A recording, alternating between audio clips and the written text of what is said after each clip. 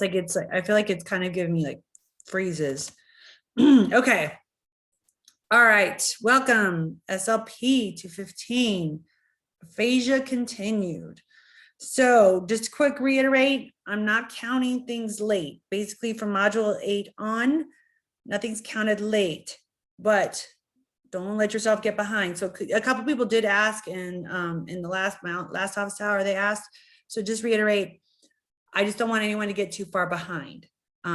Check some things. If it looks like I left you a note, be sure to respond to that. Let me know you looked at it, updated things. So aphasia intervention. And basically what I want to say about aphasia, what's hard, I think, for some of us when we start doing aphasia, it really is truly language. There's a lot of executive function and it's still basic language stuff. So the nice part about working with people with aphasia typically, because typically they're adults or they're older adolescents, and typically speaking, not always the case, but they've had your typical language development. They've typically had abilities that we're hoping to regain. So the hard part when working with our young clients is they have speech and language delays. They didn't have those skills. The fun part, I don't know if I want to say fun, maybe that's not the right word, the rewarding piece, I guess I should say, about working with our clients with aphasia, which I find truly rewarding with our adult clients is typically we see fast progress. We see those connections. We see the brain repairing itself and finding new ways to help our clients access information, remember things, formulate a sentence, respond to questions. That's what makes therapy fun and exciting with our adult population. So that's I guess the key part with looking at the developmental way is we're trying to get the gap they don't have versus here they've got it. Now we're trying to fill the gap so they can access things quicker. They can rebuild those connections. And that's what's fun about neuro rehab is typically we see lots of progress. And that's very rewarding as a clinician, as a therapist to do that. So that's the fun part of aphasia intervention. You know, my mother-in-law is here. We've had family unexpectedly come, and you know, we're waiting on results of an MRI for an extended family member. I think she had a stroke.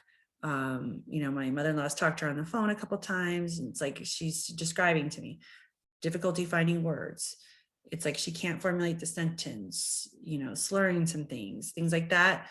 That's, you know, I'm worried about it. She's getting an MRI tomorrow, but, you know, real worried she had a stroke, some kind of, you know, maybe TIA, something like that but, you know, the third time she's talked to her, she's like, gosh, she's sounding better. It's like, it's a little bit easier.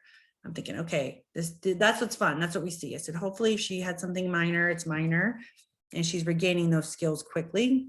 But it's hard to say. And sometimes prognosis, especially as your supervisor does the evaluation and gives you kind of the treatment plan, we're hoping to see skills. And that's where you do have to talk with your supervisor. Are they coming along? Are they not coming along? Are they stagnant? Like they don't seem to be improving every time you see them?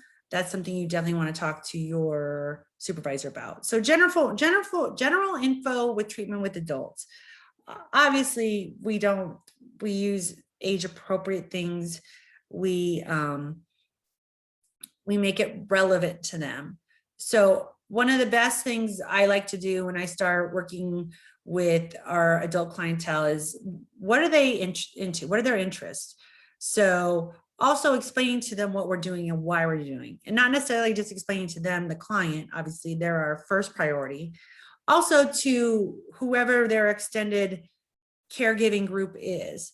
And, you know, and that varies per adult. Sometimes that's their adult children. Sometimes that's their spouse. Sometimes that's other extended family members that are supporting that person.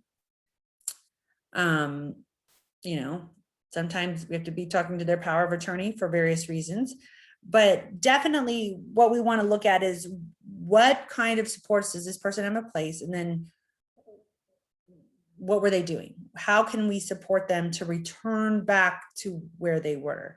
So definitely a lot of times what we do, let me zoom in a little bit.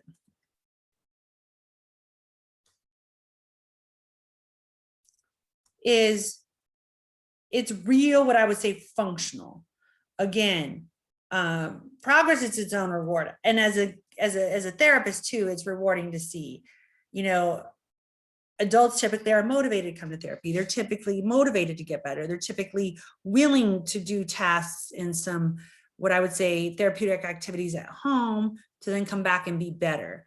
And definitely we have to give them lots of feedback. So our adult clientele need to know, am I doing this right? Is that correct? It's real, what I would call straightforward. And planning is usually easy. It's not a lot of extensive therapy plans or anything sophisticated. It's real basic. Like I said, can somebody, I mean, I don't know how many hours I've spent making a grocery list, looking at recipes. Okay, you want to cook? What are the things you need? OT might work on the safety of them cooking. But in some of those, what I would call that neuro rehab, you know, they're out of the hospital, but they're still in, like, I don't like to always call it a skilled nursing facility or a long-term care. It's usually a short-term care. So they're going to be there 3 or 4 weeks. They're getting several hours of therapy a day. And it might be speech, OT, PT, and what are some things you're doing. So oftentimes, especially if they're doing back-to-back, often you'll see in those types of settings, you'll see, okay, they're going to go for the physical therapy, then they're going to get OT, and then they're going to get speech, or they're going to get speech first, then OT, PT. So what's nice is if OT is in the middle, that's kind of a good, there's a good bridge between speech and PT. So oftentimes we're working on sequencing of steps. So OT might be working on them physically able to brushing their teeth. For us, we might be working, can they remember the steps to brushing their teeth? Can they remember what are the things I need to do to get ready? What was my job beforehand? So oftentimes you as a therapist are going to be part of, is this person going to be safe to return to home independent, or back to their job? So when we're looking at sequential, so some of these terms, read what it means. So sequential modification, really what we're looking for is treat in different environments in different contexts. So making a list. You're at work, you got to make a task that's different than making a list at home. What's a short term? What do I need to get today versus long term? So for instance, sorry, hold on before I have a coughing attack. What's the long term? What are things you need to do? For instance, in a month, you kind of have a list of, okay, I got to pay my bills. I've got to, you know, get my landscaping up to speed, or I need to call the plumber, have them come fix something out, versus what do I need to get done from 9 to 12 today? I need to do the shopping. I need to change the sheets. I need to, you know, call, make an appointment for the dentist, whatever it is. So there's like short-term goals, long-term goals, monthly goals. So a lot of times we're working on like time sequences and what needs to be kind of prioritized. So a lot of times we're doing a lot of what I would call executive function prioritizing things. Group therapy is also real beneficial. So I did a short-term field work activity at what I would call a long-term care facility. It was really nice. Like if I ever had to go to a long-term care facility, I would like to go to this place. Really, really nice. To me, it was more like the resort. And this SLP there did like a rehab. It was more for just upkeep. Obviously, these people had long-term challenges, which is why they were there, but just kind of like refreshing things, kind of keeping it. So she did a little group there once a week, and it was a lot of fun. I enjoyed doing that with her, learning some things from her. And what we also see too is that we're wanting to maintain the skills. So if they've regained the skills, we don't want them then to lose it again. Are they maintaining skills? Can we put some supports in place to help them maintain the skills that they've now regained? So part of therapy isn't just getting the skill, it's then generalization of it and then maintenance of it. So really what we want to do is empower our clients with aphasia therapy. You know, typically speaking, they've had something, they typically, you know, that's one thing that Medicare covers. It's one thing most insurances cover. it is what I'd say easily accessible therapy if you had something that has caused you to have aphasia.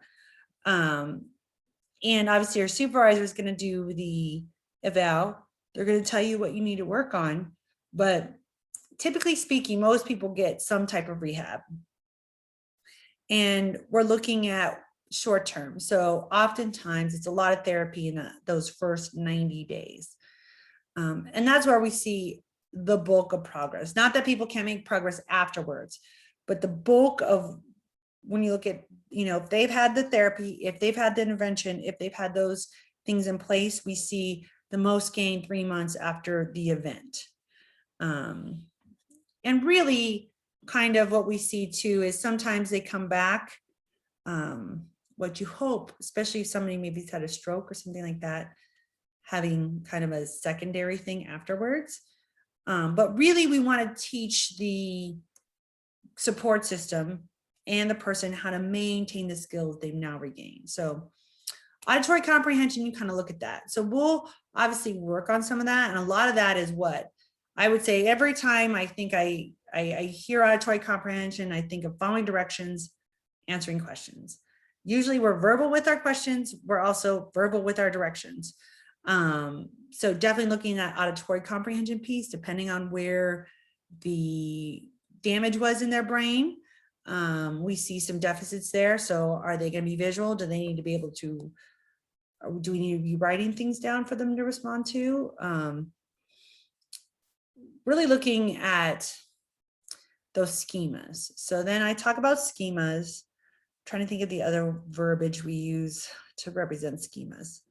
Schematics, kind of what I would call your typical, what happens when we go to the grocery store? What happens when we go to the dentist? What happens when we go to a party? Kind of these schemas. What are social things we do, or everyday mundane things that we do, and it gives us kind of an idea of the sequence, the timeline, and what we're doing. So oftentimes we kind of tap into that. All right, let's say verbal questions are difficulty, are difficulty for them. So what are the strategies we're going to help them when they're in a context where they might get a lot of verbal directions, or they might get a lot of questions asked? Number one being is usually other follow-up medical professionals, so doctor's appointments, things like that. What are some things we need to put into place? So oftentimes too, I do a lot more writing. I'm not typical the writer, the person who does a lot of written language with our young, I would say, 13 and under group, 14 and under group, but oftentimes with our adults, I'm doing a lot of writing. Can they write things down? Especially for some of our non-fluent aphasia patients, because they know, all right, the verbal is hard. How are they with writing things out? How are they able to formulate some sentences to convey a message? Because oftentimes we have to be sure that people understand we're focusing on communication. And of course, verbal communication is a priority. But oftentimes we're working on the function of the communication. Sometimes written might be more effective in certain circumstances. And us as therapists, we help tease that out. A lot of yes, no questions, W8 questions, following directions, and then a lot of checking. So what we also want to teach people is, how do we check for comprehension? How do we know that they are understanding? How do we support their caregivers to make sure that they do the self-checks to understand? So we teach the client to self-check. We teach the support system to give that check, that comprehension check, making sure that they're self-checking those things. So it's kind of like it's levels of support that we want to make sure are in place to support the person. So can they answer questions? Can they answer long questions? Can they answer easy questions? Sometimes they're better with the harder questions versus the easier questions, like what day it is, versus, hey, where are you going to go next Wednesday? So sometimes we look at what I call the schematics. What are they good at? They're good at their personal information. They're not necessarily good at general knowledge. Hey, big event next month is, May, Memorial Day. Okay. Well, they might not be good with what you do on average during Memorial Day weekend versus what they specifically are doing for Memorial Day. So working on kind of those individual comprehension things versus general knowledge. Cueing. So let's talk a little bit about cueing. I know you guys talk about it, but with our aphasia clients, I think the level of cueing, and you're going to need some support from your supervisor, but let's just kind of review some of the basic cues and prompts. Verbal, we might tell them, all right? Phonemic, if we're trying to help them access, we might say, hey, it starts with a k, or it starts with a it starts with a p. So we might give them that starter word to see if that will help them access the word, especially for our people with non-fluent aphasia, where that word access is difficult, it's labored. Visual, a lot of times, and we use a lot of visuals with all age groups, but sometimes they need that visual cue. So that's why they might need some of those step-by-step processes, either picture-based or word-based. Pointing, we might need to give them some location. So we might need a point or gesture to help them remember. Written. So oftentimes I like using written with our adult population. That kind of works on all parts of our brain, literacy, reading, comprehension. So if they don't verbally get it, can they comprehend if they read it? And then tactile. So that's that multisensory piece. So oftentimes the cues kind of also follow that multisensory pattern. It sounds like, or it starts with, so we might give that. We might just give a verbal repetition. We might model something for them. Oftentimes I'll model the sentence structure they're trying to say and see if they can now repeat it fluently. And kind of that automaticity starts to happen when they hear it enough. And repeating a sentence in the correct syntax helps that kind of regain those skills. Gesture, sometimes the gesture is just easier. I know I had a client, and this is in the Midwest, lots of snow, and he would always he couldn't get the word shoveling or, clearing the path, or he talked a lot about like shoveling snow, and he would just do the motion to gesture. And then once he did the gesture, he could remember the word. But without the gesture, it was like he couldn't remember it. So oftentimes I did have a couple clients that needed the gesture, and then it would help them access. And that's like, if I did it or he did the gesture, he would remember and then able to say it. So sometimes they do the cues, sometimes we oftentimes start doing the cues and then we know. So there's some, even when we're looking at cueing for, let's say, our TIC kids. So there's one kid, this poor kid, I told his mom, and we were kind of laughing. He struggles with K and G, and it's not often I have someone who's like 9 or 10 still struggling with K and G, and I think there's a lot going on with this kid, but he constantly, and his name starts with a K sound.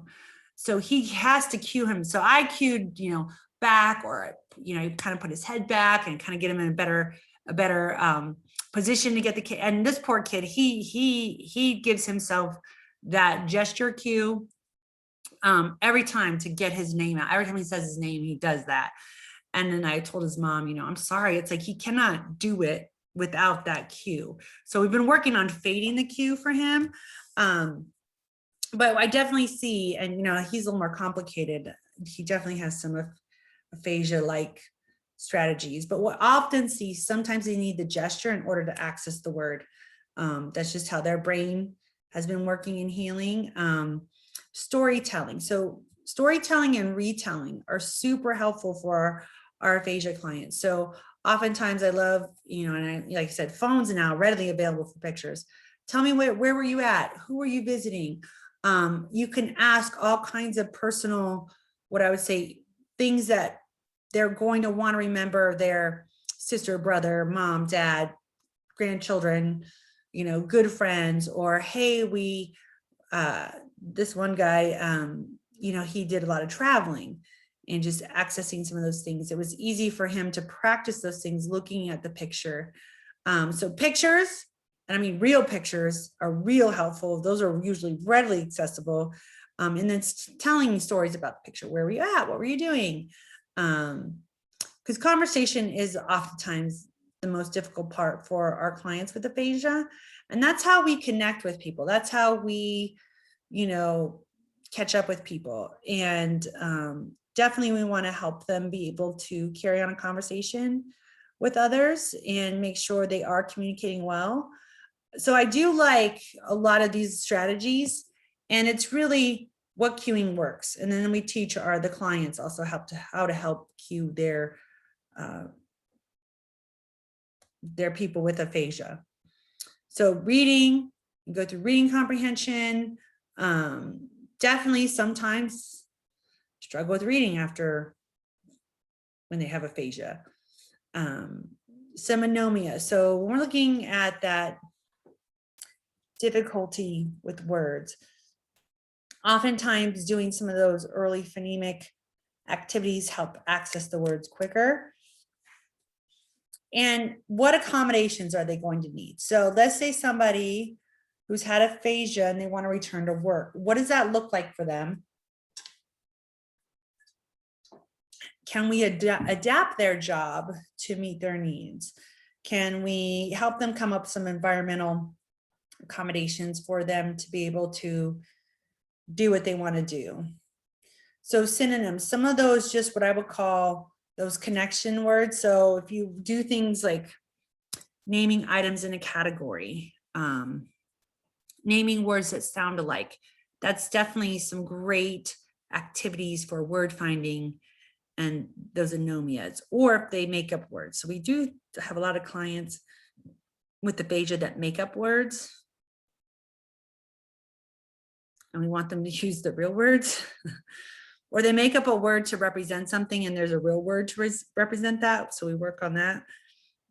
And really compensatory. So at some point, usually, and I say usually, is we've got to teach them the compensatory strategies. So when they're having difficulty, what are the 3 things we can do?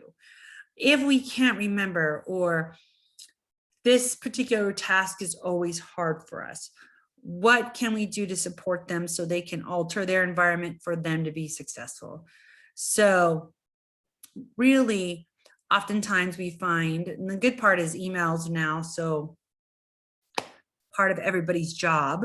Okay, you want to ask clarification something, you verbally might not, what can we do? We can email.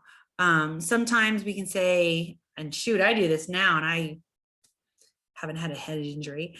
Okay, you know what? I had a therapist call me just yesterday. I hadn't talked to her in a while. And she wanted to remember, she was trying to remember something when we worked together. I feel like it was 100 years ago. She was asking me, and it was so funny because I was like, we were both trying to help each other remember. We were using all the strategies. We kind of laughed. I said, well, I might be heading down the dementia track already. And we were kind of laughing. And what's funny is, I know sometimes when I'm trying to access information and I get something close, I'm like, oh, I remember we were looking at this when we found this. And then we kind of go through those things. So if you've ever had to like retrace things, and that's, if you've ever been talking and you're like, oh, what was I going to say? And you kind of go back through the thing. So we teach them strategies. Okay, I was talking about this. Let me restate the things that we were doing. And it's so funny, the therapist and I, she called each other. We were trying to remember this particular case we worked on. And we were trying to remember the outside agency that we worked with. And I said, okay, they did this, they had this.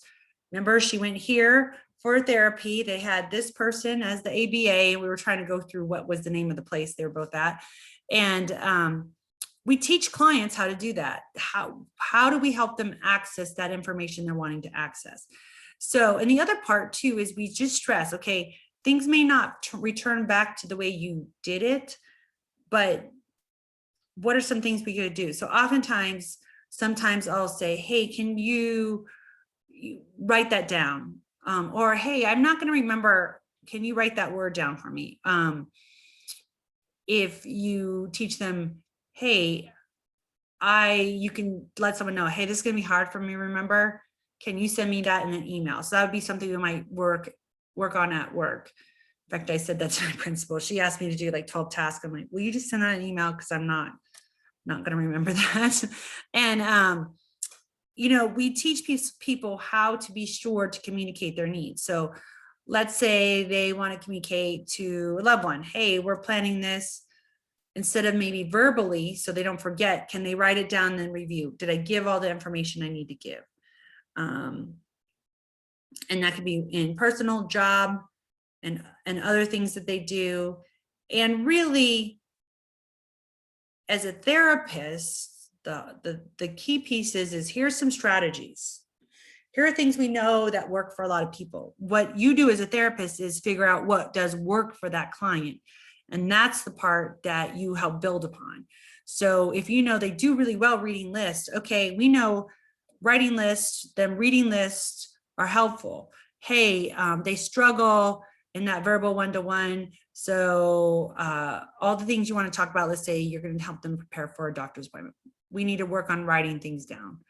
Or I need to remember to ask, you know, my boss these 3 things. Okay, how do we do that? How we put those self-checks in place? So as a therapist, what you're doing is, here's a box of strategies we know work.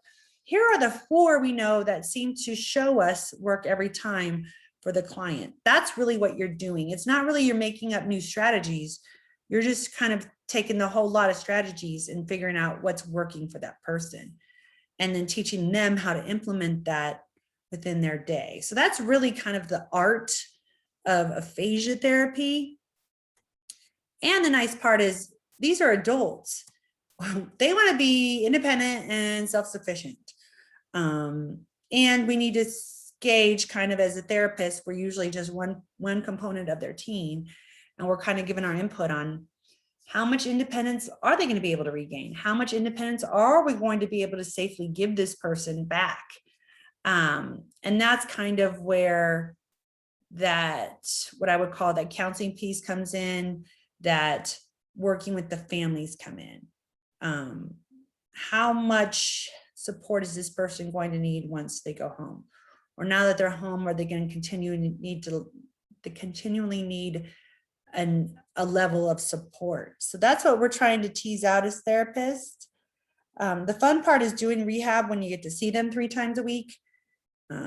You know, 3 hours a week, 3 times a week, every other day, or they're in a facility, you get to see them every day. That's fun. You can definitely see the strategies that work and the strategies that maybe don't. Speech. So kind of sometimes too, our aphasia clients then also have dysarthria, apraxia. They aren't able to verbalize as well. So what are the other strategies we're going to use to help them get their message across? Especially if they've had some type of neurological component, we may not be able to regain those or be as clear and articulate as we would like to. So a couple different things, and I know you guys talk about this in another class, so I'm gonna just brush upon this quickly.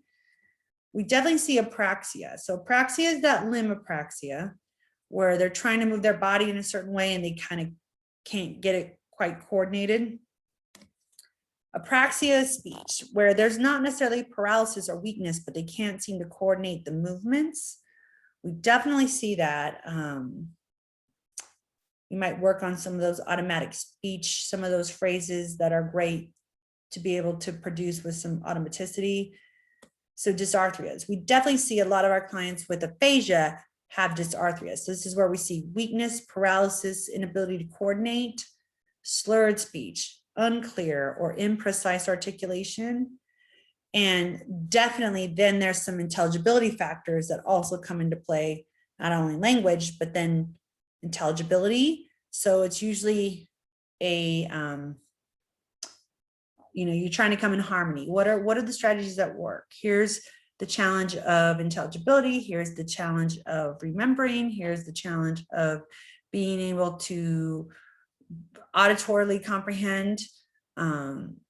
Here are the challenges, and here are the 8 or 10 strategies we know that works for this client.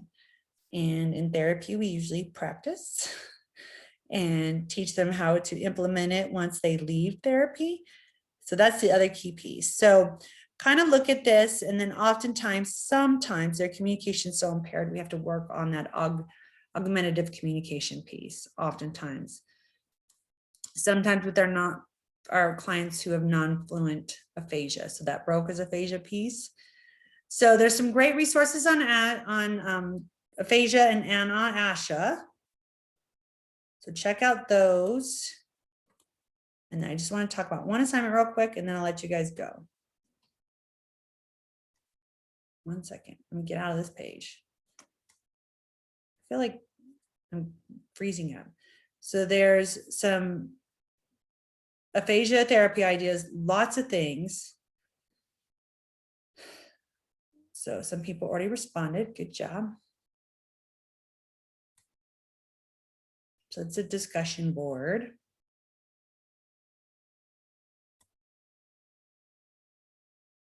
One second. All right. So there's a aphasia session plan and then a short quiz. So the quiz is mostly multiple choice and a couple fill-in. Review the vocabulary, review some of the strategies that are basic in the treatment plan, and what are some things that we know can be a plus, like a pro and a con when we're doing therapy for a client who has aphasia. Any other questions? Did you say pro and con for aphasia? You know what pros and cons with therapy for aphasia. Oh, therapy. Okay. Sorry.